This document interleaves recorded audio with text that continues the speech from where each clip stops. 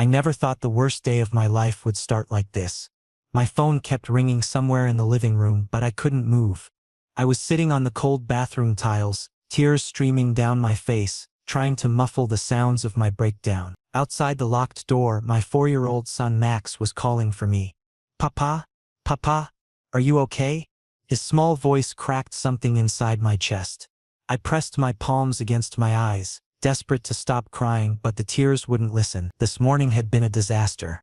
My manager had humiliated me in front of the entire marketing team during our morning briefing. 10 minutes late to a client meeting. That's all it took for him to tear apart my credibility in front of 20 colleagues. He didn't care that Max had been sick all night with a stomach bug, that I'd spent hours cleaning up and comforting him, that I'd barely slept 3 hours.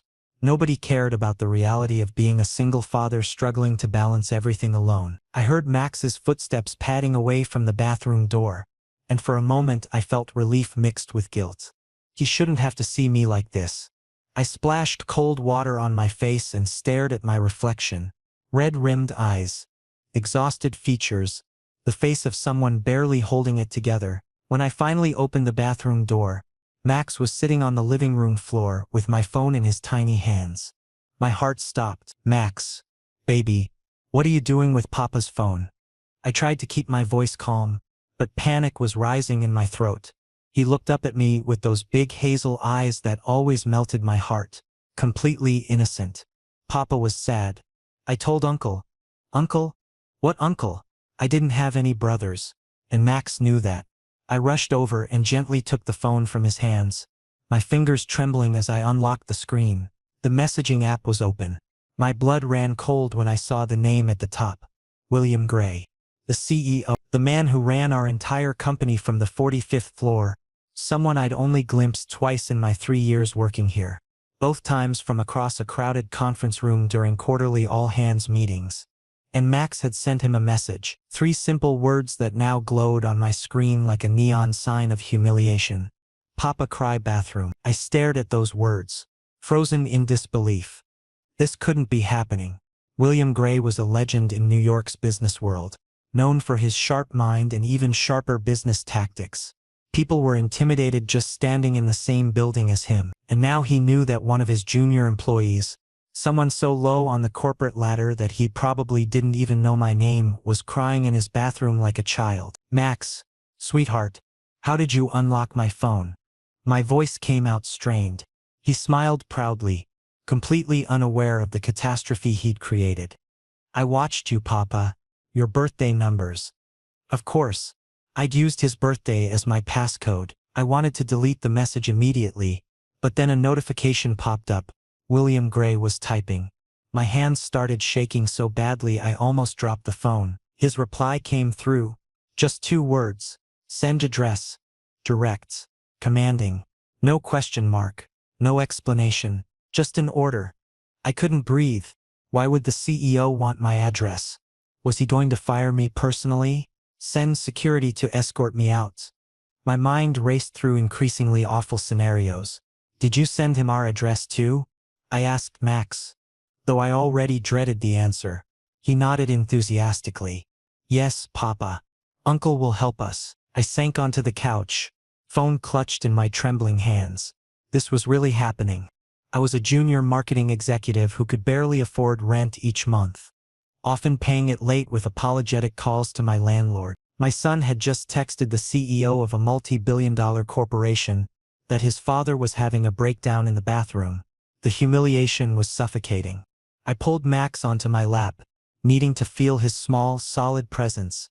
"Baby, Uncle is very busy. Very important people don't just come to help when someone is sad. He won't actually come here." But even as I said it, something in my gut told me I was wrong. That response, "Send address," had been too immediate, too certain. I tried to compose myself, running to the bathroom to splash more water on my face, finger combing my hair into something less chaotic. I was still wearing my old gray hoodie with a coffee stain on the sleeve, and faded jeans with a torn knee. Not exactly the outfit you want to be wearing. The doorbell rang, sharp and clear. I froze halfway between the bathroom and the living room. Max jumped up excitedly and ran toward the door. "Uncle is here. Uncle is here." No. There was no way. It had only been 20 minutes since the message. Nobody could get across the city that fast. And certainly not a CEO with a schedule planned down to the minute. But when I opened the door, my entire world tilted. William Gray stood in my doorway, looking completely out of place in the shabby hallway of my apartment building. He was wearing an impeccably tailored black suit that probably cost more than 3 months of my salary. His dark hair perfectly styled. His gray eyes, the same color as his last name, fixed directly on my face. On my red, puffy, tear-stained face. I wanted to disappear, to sink through the floor and never come back. For several long seconds, neither of us spoke. I couldn't form words. My brain had short-circuited at the impossibility of this moment. William Gray, CEO, standing at my door because my 4-year-old son had told him I was crying. His gaze moved over my face with an intensity that made my skin prickle, taking in every detail, the evidence of my breakdown written clearly across my features. Then he spoke, his voice low and careful, pitched so only I could hear it despite Max hovering nearby. You shouldn't have been crying alone, Elias. He knew my name. The CEO of the company knew my name. That single fact hit me almost as hard as his actual presence. My mouth opened, closed, opened again. Nothing came out. I probably looked like a fish gasping for air. William's expression shifted slightly. Something that might have been concern softening the sharp angles of his face. May I come in? He asked, and the fact that it was a question rather than a demand somehow made everything more surreal. I stepped aside mechanically, unable to process what was happening. William Gray walked into my small, cluttered apartment with its second-hand furniture and Max's toys scattered across the floor. He didn't look around with judgment or disdain. Instead, his attention went immediately to Max, who had attached himself to my leg but was peeking out with curious eyes. William crouched down to Max's level, his expensive suit touching my worn carpet without hesitation. You did a good thing, Max. Taking care of your papa when he needed help, that's very brave. Max beamed at the praise, and I watched something opposable happen. William Gray's severe expression transformed into something almost gentle. He stood up and looked at me again, and I felt pinned by that gray-eyed stare. Sit down, Elias. The way he said my name, like he'd been saying it for years rather than for the first time, sent a strange sensation through my chest. I sat on the couch because my legs weren't going to support me much longer anyway. William sat across from me, and somehow, impossibly, this was my life now. The CEO was sitting in my living room, about to ask me why I'd been crying in my bathroom, and I had absolutely no idea how to handle any of it. I sat frozen on my couch while William Gray settled into the worn armchair across from me, looking like a magazine cover in the middle of my shabby living room. My heart was hammering so hard I was sure he could hear it. He leaned forward slightly, resting his forearms on his knees, and the movement made him seem less intimidating despite the obvious power he radiated. Tell me what happened today. It wasn't a command, but there was an expectation in his tone that made it clear he wasn't leaving without answers. My throat felt tight. How could I explain this to him? He lived in a completely different world, one where people probably didn't have public meltdowns over minor work incidents. I was late to a client meeting this morning. I started, my voice barely above a whisper. Just 10 minutes. Max was sick all night, and I was cleaning up and making sure he was okay before the babysitter arrived. I glanced at Max, who was now sitting on the floor arranging his toy cars in careful rows. My manager called me out in front of everyone during the morning briefing. Made an example of me. William's jaw tightened almost imperceptibly. What's your manager's name? The question was casual, but something in his tone made me nervous. It doesn't matter. I can handle it. I tried to brush it off, but William shook his head slowly. When I ask a question, Elias, I'm not making conversation. I need to know who thought it was acceptable to humiliate one of my employees publicly. One of his employees. The phrase sounded strange coming from him, too personal somehow. I shifted uncomfortably. David Richardson, Marketing Department, 3rd floor. The words came out reluctantly. William didn't write it down, didn't pull out his phone to make a note. He just nodded once, and I had the distinct feeling that David Richardson's day was about to get considerably worse. He had no right to treat you that way, especially given your work quality. I blinked in surprise. You know about my work? The question slipped out before I could stop it. William's expression shifted into something that might have been amusement. I review performance reports for every department quarterly. Your project completion rate is 97%. Your client satisfaction scores are consistently above average. You've brought in 3 new accounts this year alone, which is impressive for someone at your level. He'd noticed me. Not just noticed, he'd actually paid attention to my work, remembered specific numbers. I felt heat creep up my neck. I just do my job. William stood up and moved to the window, looking out at the city beyond. You do significantly more than that, which is why you'll be reporting directly to me starting tomorrow. I nearly fell off the couch. What? No. I can't, I'm just a junior executive. People will think what I tell them to think. William interrupted, turning back to face me. His gray eyes were steady, unwavering. You're wasted in that department under Richardson's management. I need someone with your skill set working on higher-level projects. This was insane. None of this made sense. CEOs didn't restructure their companies because a 4-year-old sent them a text message. Why are you really here? I asked, finding some courage from somewhere deep inside. This isn't just about work performance. William was quiet for a moment, studying me with an intensity that made me want to look away, but somehow I couldn't. When I got Max's message, my first thought was that there was an emergency. A real crisis. I had my driver break probably half a dozen traffic laws getting here. He paused, seeming to choose his words carefully. But when I saw your address, saw which part of the city you live in, I realized something else. You're alone. Completely alone. And nobody came when you needed them. The words hit harder than I expected.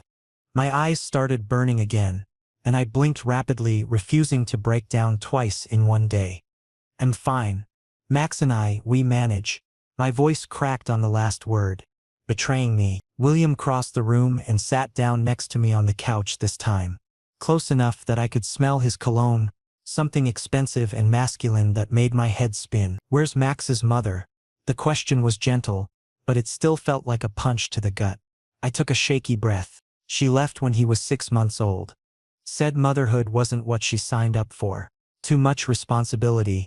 Not enough freedom. She wanted to pursue her career without the burden of a child. The bitterness in my voice was impossible to hide. So she just walked away, signed over full custody, and disappeared. I haven't heard from her in over 3 years. William's hand clenched into a fist on his knee.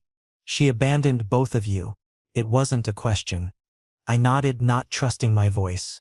He was quiet for several seconds, and when he spoke again, his tone was firm. You'll have my direct number, not my office line. My personal cell. If you ever need anything at all, you contact me immediately. I stared at him, completely confused. I don't understand why you're doing this. You don't even know me. William turned to look at me, and the expression on his face was complex, layered with something I couldn't quite identify. Maybe I want to know you, I mean. The words hung in the air between us, loaded with implications I wasn't ready to examine. Before I could respond, he stood up and pulled a business card from his inner jacket pocket. He held it out to me, and when I took it, his fingers brushed against mine, barely a touch. But it felt electric. 9 o'clock tomorrow morning. 45th floor. Ask for Sarah at the desk. She'll bring you to my office. He straightened his jacket and moved toward the door. Max scrambled up from his toys and ran over. Are you leaving, Uncle? William crouched down again, and I watched him smile at my son with genuine warmth. I have to go, champ, but I'll see you soon. Take care of your papa, okay? Max nodded seriously, and William ruffled his hair before standing up. At the door, he paused and looked back at me. Elias, what happened today? That kind of treatment ends now. You're under my protection, whether you understand that yet or not. Then he was gone, the door closing quietly behind him, leaving me sitting on my couch, holding his business card like it was some kind of talisman. Under his protection. What did that even mean? Max climbed onto the couch next to me. I like Uncle. He's nice. I pulled my son close, breathing in the familiar scent of his strawberry shampoo. Yeah, baby. He is. But as I sat there with Max curled against my side, I couldn't shake the feeling that my life had just fundamentally changed. William Gray had walked into my apartment and turned everything upside down. And the scariest part? Some reckless piece of me wanted to see where this impossible situation would lead. The next morning, I stood outside the gleaming tower that housed our company headquarters, staring up at the top floors where the executive offices were located. My stomach was twisted in knots. I'd barely slept, spending most of the night alternating between convincing myself yesterday had been some kind of stress-induced hallucination and staring at William's business card on my nightstand. But here I was at 8:45 in the morning, wearing my best suit, which still looked cheap compared to what I'd seen William wearing. About to walk into a situation I didn't understand. The elevator ride to the 45th floor felt endless. I'd never been this high in the building before. My usual workspace was on the 3rd floor, in a cramped office I shared with 5 other junior executives. As the numbers climbed, my anxiety climbed with them. What was I doing? This was crazy. I should turn around right now, and the elevator doors opened with a soft chime, cutting off my spiral of panic. The executive floor was intimidating in its elegance. Polished marble floors, expensive art on the walls, and a reception area that looked like it belonged in a luxury hotel. A woman in her 40s with sharp eyes and perfectly styled hair looked up from her desk as I approached. "You must be Elias." It wasn't a question. "I'm Sarah, Mr. Gray's executive assistant. He's expecting you." She stood and gestured for me to follow her down a hallway lined with floor-to-ceiling windows offering breathtaking views of the city. My hands were sweating. I wiped them on my pants, hoping Sarah didn't notice. She stopped at a massive wooden door and knocked twice before opening it. "Mr. Gray, Elias is here." Then she stepped aside, and I had no choice but to walk into William Gray's office. The space was enormous, dominated by a sleek desk positioned in front of windows that made it feel like you were floating above the city. William was standing by those windows, phone pressed to his ear, but he turned when I entered. "I'll call you back." He ended the call without waiting for a response and slipped the phone into his pocket, closed the door. I did, my heart pounding. William moved to his desk and gestured to one of the leather chairs positioned in front of it. "Sit. We have some things to discuss." I sat carefully, feeling completely out of place in this world of wealth and power. William settled into his chair and studied me for a moment. "How are you this morning?" The question threw me off balance. It was too personal, too concerned.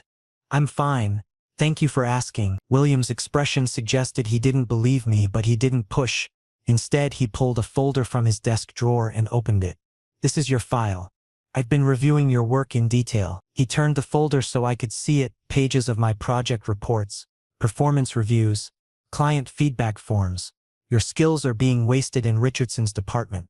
You have a natural talent for strategic thinking and client relations that should be developed, not buried under busy work." I felt uncomfortable with the praise. Nobody had ever talked about my work this way before. "I appreciate that, but I don't understand what you're offering.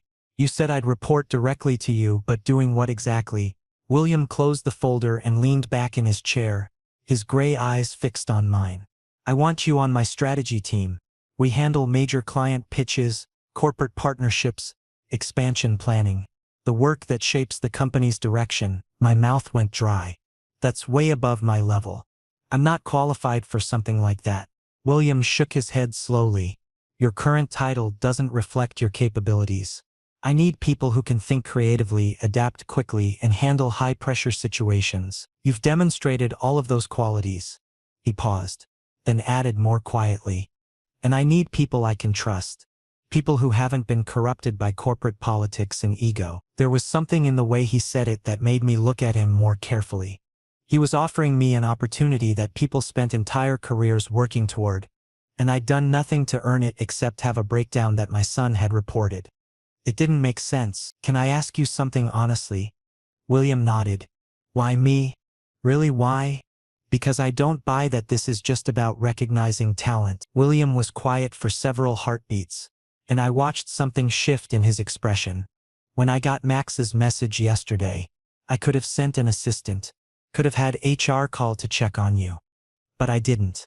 He stood and walked to the windows, hands in his pockets. "I've built this company by trusting my instincts about people, and my instincts told me that you were worth my time, that you needed someone to step up for you because nobody else would." The vulnerability in that statement took my breath away.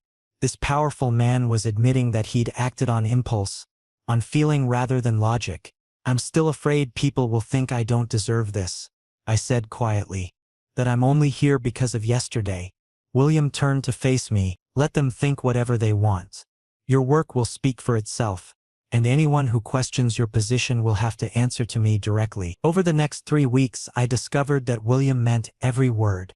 He integrated me into his team seamlessly, bringing me into strategy meetings with executives who'd been with the company for decades. At first, I was terrified to speak up, convinced I'd say something stupid and expose myself as an imposter. But William consistently asked for my opinion, and when I offered ideas hesitantly, he listened, really listened, and often incorporated my suggestions into the final plans. More surprisingly, he started asking about Max. How's he doing? Did that cold clear up? Does he like his new teacher?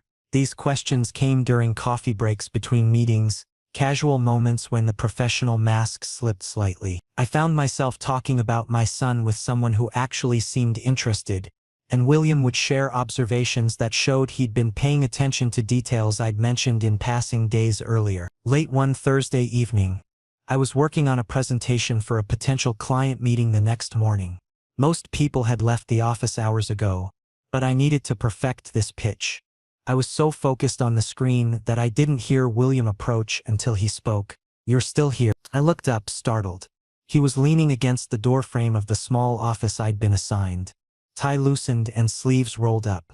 He looked tired but somehow more approachable this way, just finishing up the Morrison pitch. I want to make sure it's solid. William walked over and looked at my screen, standing close enough that I caught the faint scent of his cologne mixed with coffee.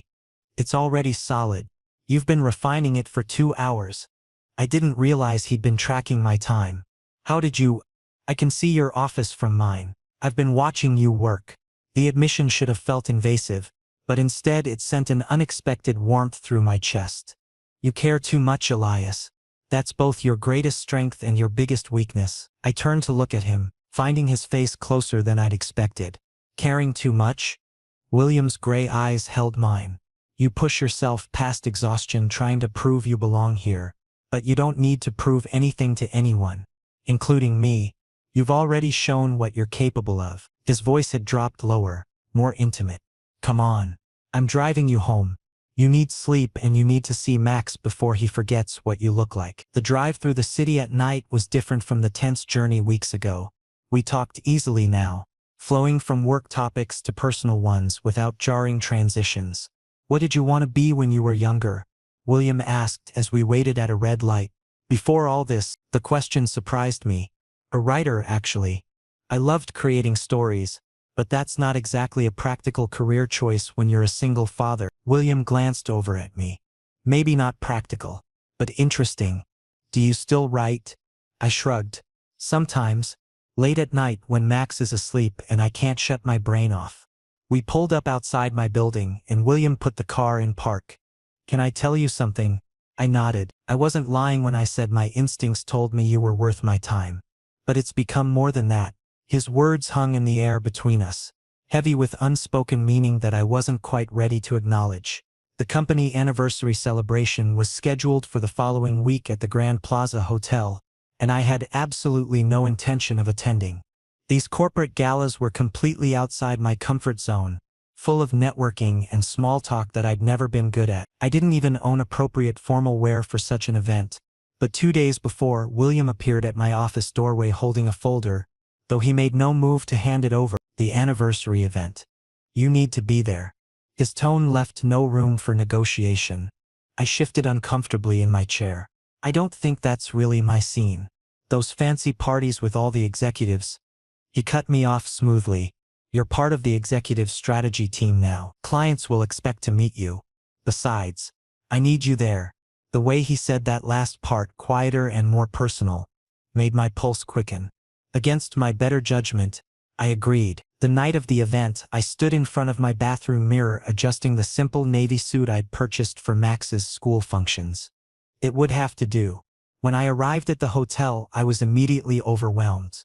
Crystal chandeliers cast elegant light over marble floors. A red carpet led into the ballroom where waiters circulated with champagne. Everyone looked like they'd stepped out of a fashion magazine. designer tuxedos, and evening gowns that probably cost more than my monthly rent. I lingered awkwardly near the entrance, wondering if I could somehow slip away unnoticed. "Why are you hiding by the door?"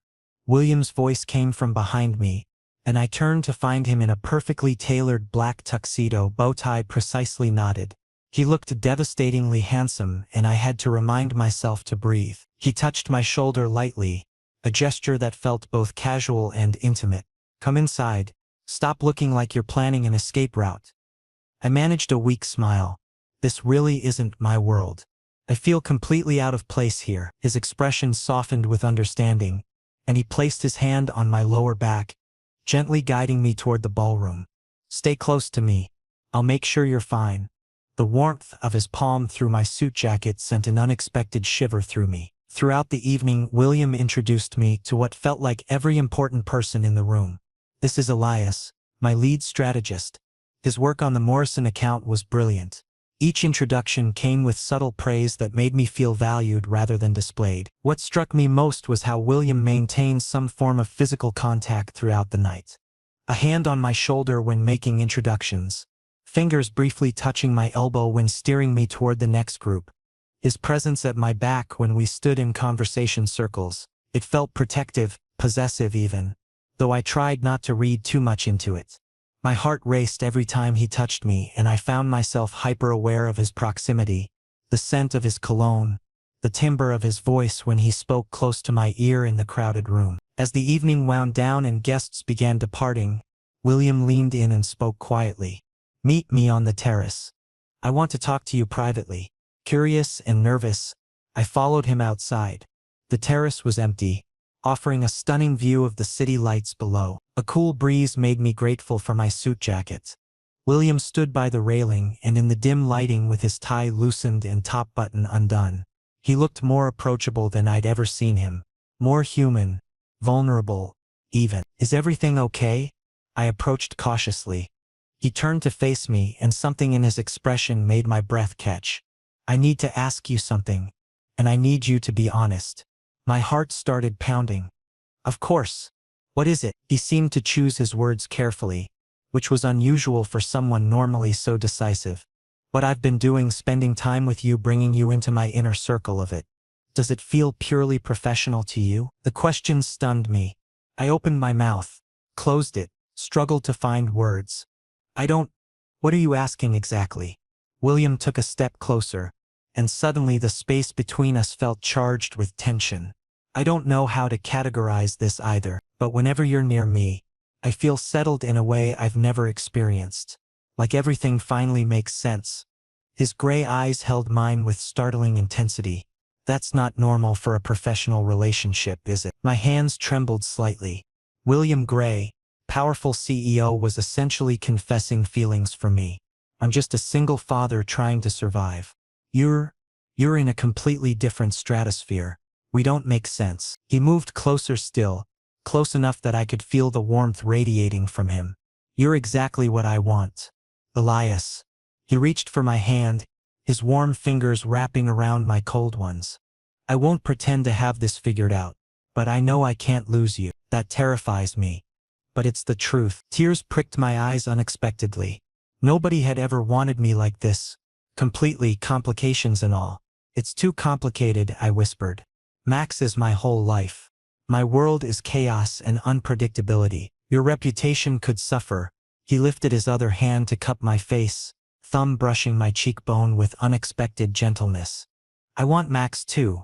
He's an incredible kid, and I accept everything about your life. Every messy, complicated, beautiful part of it." The sincerity in his eyes was unmistakable, and I felt something crack open in my chest. My phone shattered the moment, vibrating urgently in my pocket. "Max's babysitter." Panic flooded through me as I answered. "Max has a high fever. I gave him medicine, but it's not coming down. I think you should come home." My face must have gone pale because William immediately moved closer. "I have to go. Max is sick." He was already pulling his car keys from his pocket. "I'm driving you. Right now." We practically ran to the valet stand. Within seconds, William's car appeared, and we were speeding through the city as fast as traffic allowed. My hands wouldn't stop shaking.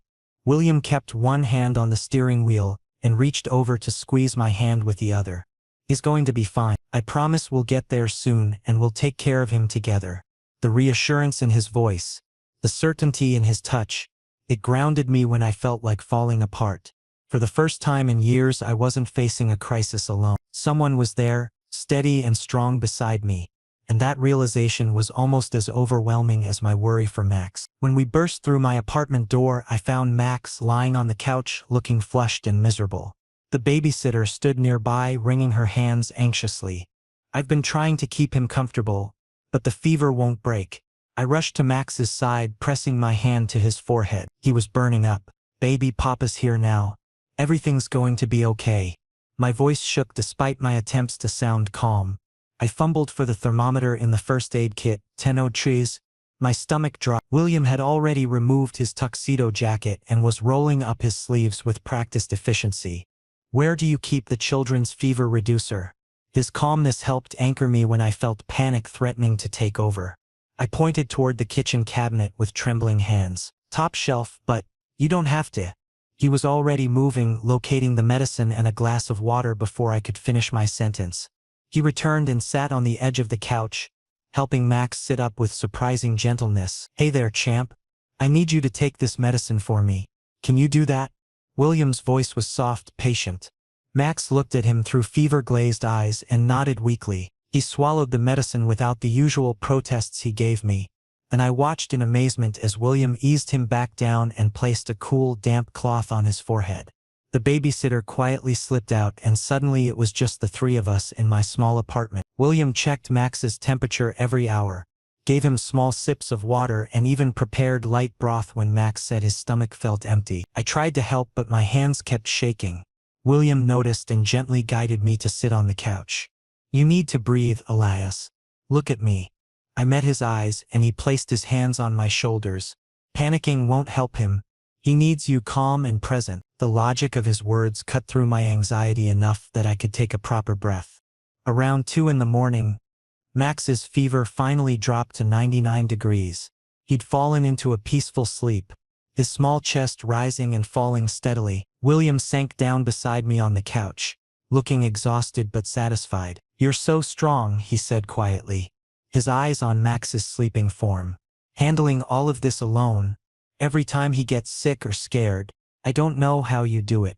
The compassion in his voice broke something loose inside me. Tears started falling before I could stop them. Sometimes I don't feel strong at all. I feel like I'm failing him constantly. He deserves stability, a complete family, 2 parents who can give him everything he needs. My voice cracked, and suddenly William's hands were cupping my face, forcing me to look at him. Listen to me carefully. You are more than enough. You're his hero every single day. His thumbs brushed away my tears with infinite gentleness. And you're mine too. That broke me completely. I'd never allowed myself to be this vulnerable with anyone. Never let someone see how deeply I struggled and doubted myself. William pulled me into his arms, holding me tightly against his chest while I cried silently, trying not to wake Max. His embrace felt safe in a way I'd forgotten was possible. When I finally pulled back, embarrassed by my breakdown, William kept his hands on my shoulders. His gray eyes were serious, determined. I want you to move in with me. You and Max both. The words didn't register at first. What? He didn't look away, didn't soften his statement. I want to be part of your lives. Officially and permanently. I want to build something real with you. With both of you. My mind reeled. William, this is happening so fast. We've only really known each other for a few weeks. What if? He cut me off firmly. I know you, Elias. I know you stay up late checking on Max when he's had nightmares. I know you skip meals to make sure he has everything he needs for school. I know you're exhausted and overwhelmed, but you never complain because you think that's weakness. I see all of it and I want all of it. Every part of your life. The certainty in his voice made my chest ache. But what if this doesn't work? What if Max gets hurt? What if you realize this isn't what you actually want? William's grip on my hand tightened. Then we'll figure it out together. I won't let either of you get hurt. That's a promise. His eyes held mine with such intensity that I felt it in my bones. He meant every word. This wasn't a casual offer or a momentary impulse. He was all in. completely committed before we'd even officially begun. I want to try, I whispered, terrified and hopeful in equal measure. But I'm scared. His smile was gentle, understanding. Being scared is normal. I'm scared too. But we'll face it together, not alone. He pulled me close again, and this time I returned the embrace without hesitation, letting myself believe that maybe, just maybe, this could be real. That someone could actually love us this completely, want us this wholly. When William pressed his forehead against mine, I closed my eyes and let myself feel the weight of his promise settling around me like armor. We stayed like that for a long time, holding each other in the quiet darkness of my apartment, while Max slept peacefully nearby. Eventually, exhaustion caught up with me and I must have dozed off because I woke to find myself still on the couch with a blanket draped over me. Morning light filtered through the curtains, and the scent of coffee and something sweet filled the air.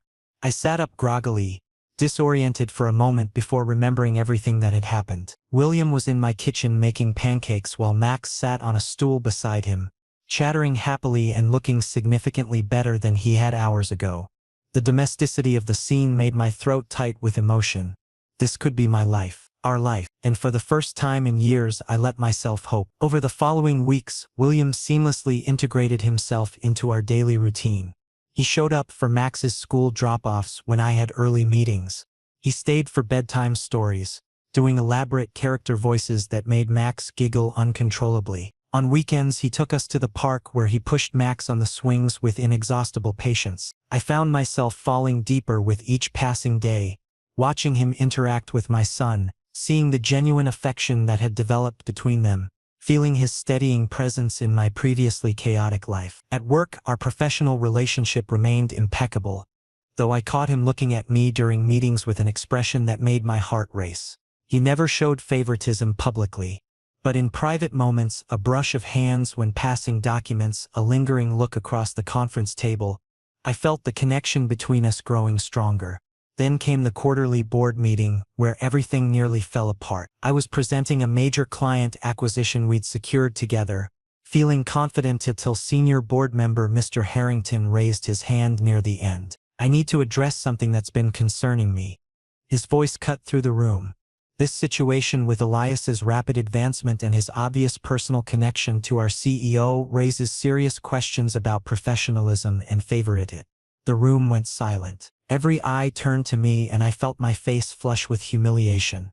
This sudden promotion, the preferential treatment, it undermines the integrity of our merit-based system. I stood frozen, mortified, as William's expression hardened into something dangerous. He didn't raise his voice, but his tone carried absolute authority. Elias's performance speaks for itself. His work quality exceeds his current designation, which is precisely why he was promoted. 3 of our most successful projects this quarter were directly due to his strategic planning. He pulled up a presentation on the screen, displaying metrics and results with devastating precision. If you're questioning his merit based on assumptions rather than data, I suggest you examine these numbers carefully before making further accusations. The board members shifted uncomfortably. Mr. Harrington's face reddened, but he backed down. I was simply raising concerns for the company's best interest. William's gray eyes were cold. The company's best interest is recognizing exceptional talent regardless of personal biases. Are we clear? The meeting concluded in tense silence. As people filed out, I felt their curious and judgmental stares following me. I escaped to my office and sank into my chair, head in hands. This was exactly what I'd feared, becoming a source of controversy, damaging William's reputation, being seen as someone who didn't earn his position. William appeared in my doorway moments later. Don't. I couldn't look at him. This is wrong. I'm causing problems for you. People think I only have this position because of us. He crossed the room and spun my chair around to face him. My reputation is my concern, not yours, and I won't tolerate anyone diminishing your accomplishments. His voice was firm but tender. The only question that matters is whether you want to be with me. Everything else is just noise. I finally met his eyes. Yes, I want to be with you, but I hate that people are questioning whether I deserve to be here. He cupped my face in his hands, thumbs resting on my cheekbones. Then let your work prove them wrong. Keep doing what you do best, and they'll have no choice but to respect you. Then he kissed me, soft at first, questioning, then deeper when I responded. That kiss felt like a promise, a claim, a declaration that he wasn't backing down regardless of outside pressure. The following months tested us. There were whispers in hallways, subtle judgments from colleagues, but William never wavered. When my project succeeded, he publicly acknowledged my contributions with specific data. When I earned a promotion based on performance metrics, he presented the decision to the board with comprehensive documentation. Slowly, grudgingly, people began accepting that I'd earned my place through genuine merit. The gossip faded into background noise. At home, our relationship deepened in ways I'd never experienced. William helped Max with homework, attended his school events, and handled bedtime routines with the same care I did. One evening, Max called him Papa Will for the first time while asking for help reaching a toy on a high shelf. I watched William's face transform. Surprise, joy, something deeper and more profound. He lifted Max into his arms and held him close.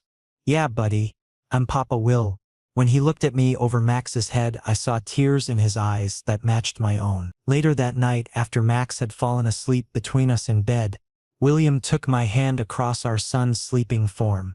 "This is everything I never knew I needed," he whispered. I studied his face in the moonlight. This powerful man who'd chosen us, who'd fought for us, who'd become essential to our happiness. I keep waiting to wake up and discover this was all a dream. He squeezed my hand gently. "It's real. We're real. This family we're building, it's the most real thing in my life." One fear still lingered though. What if someday you regret this? Giving up your freedom, taking on someone else's child, all the complications we brought into your life. William carefully shifted to face me without disturbing Max. His gray eyes held mine with fierce certainty. "The only thing I regret is not finding you sooner. Not being there from the beginning." He touched my face with careful tenderness. "You and Max are my choice, Elias. My happiness. My family. That's not something to regret, it's everything." Something fundamental settled inside me at those words.